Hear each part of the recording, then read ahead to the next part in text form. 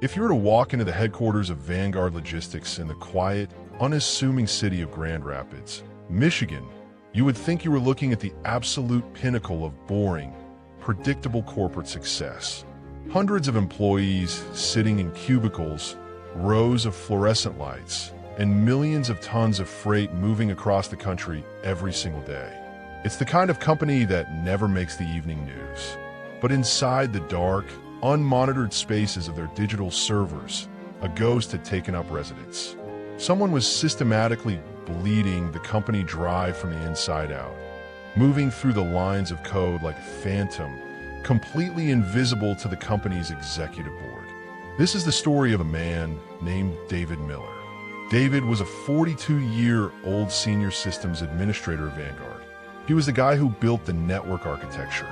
He was quiet, wore wrinkled button-down shirts, and spent his weekends tinkering with servers in his basement. To his colleagues, David was just a predictable, harmless tech guy who kept to himself. But beneath that mask of corporate mediocrity, David had spent the last 3 years building a secret tunnel into the company's financial core. On a rainy Tuesday morning, a junior accountant named Sarah Jenkins was doing a routine audit of the automated shipping invoices. As she scrolled through thousands of identical transactions, her eyes caught a tiny, microscopic anomaly, a single, repeating software routing error that automatically transferred small, fractional pennies from international fuel surcharges into an obscured, untraceable external server. Sarah assumed it was just a simple bug in the new system update. She had absolutely no idea that she had just stumbled onto the outer edge of a massive, dark web syndicate that was using her company as a washing machine for illicit capital.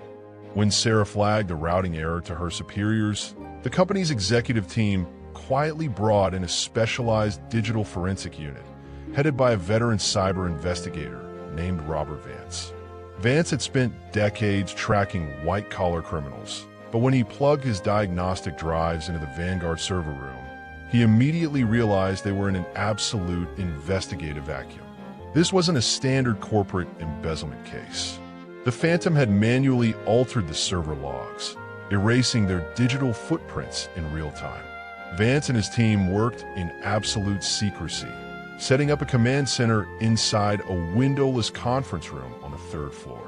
They stayed up for 72 hours straight, mapping out a labyrinth of shell companies stretching from Delaware to the Cayman Islands. But because this crime was playing out entirely in lines of code inside a local municipal logistics firm, it received zero national media attention. There were no flashing police lights, no dramatic press conferences on TV, just a quiet, desperate digital chess match between Vance and an anonymous predator. A heavy cloud of paranoia settled over the upper management.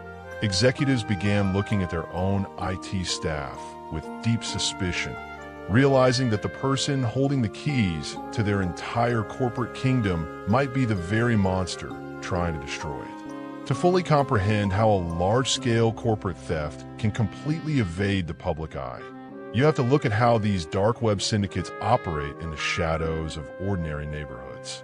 While David Miller was showing up to work every day, pretending to fix printer networks, his suburban basement had been converted into a highly sophisticated command hub for a localized digital piracy ring. Investigator Vance finally got his breakthrough when he noticed that the malicious code always executed its commands from a specific internal administrative account whenever David was logged in as the on-call engineer. David wasn't just stealing pennies anymore. He had partnered with a dark web syndicate known as the Cipher Network. In exchange for washing their cryptocurrency through Vanguard's massive, legitimate international shipping invoices, the syndicate was paying David a staggering fortune in untraceable digital assets.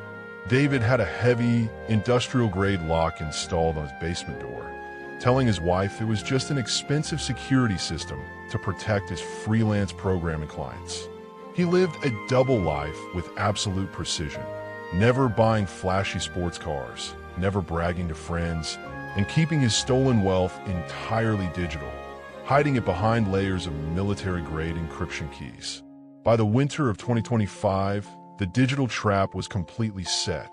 Investigator Vance handed his forensic blueprints over to the Department of Justice, who quietly secured a federal indictment for wire fraud, money laundering, and computer intrusion. On a freezing morning, the absolute silence of David's quiet suburban block was shattered. Unmarked federal vehicles swarmed the driveway. David was sitting at his kitchen table, sipping coffee and preparing for his morning commute, when the tactical unit breached the front door. He didn't run, and he didn't fight back. His face simply turned completely translucent as the handcuffs clicked around his wrists. When agents descended into the basement, they found the servers running hot, actively processing over $14 million in illicit syndicate funds. Because the Department of Justice handles these white-collar cyber busts through routine, standardized procedures, the entire takedown was documented only in a dense, text-heavy press release buried on a government website and a short 3-paragraph article in the local daily newspaper. The national media completely missed it. David Miller eventually pled guilty to all federal charges and was sentenced to 12 years inside a federal penitentiary. His massive digital fortune entirely seized by the government. Vanguard Logistics survived the breach, quietly patching their servers and moving on as if the phantom had never existed. But the reality of this case leaves us with a profound, lingering realization about the world we live in today. There's a silent architecture of crime playing out every single second behind the corporate firewalls of ordinary businesses.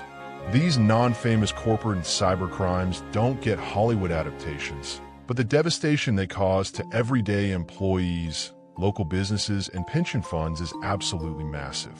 By digging through the official archives and bringing these hidden white-collar deep dives to light, we ensure that the people who guard our digital front lines are recognized and that the shadows can never fully claim the truth.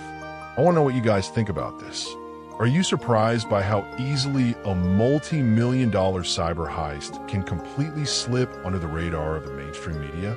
Let's talk about it down in the comments below, and please keep the discussion deeply respectful and constructive.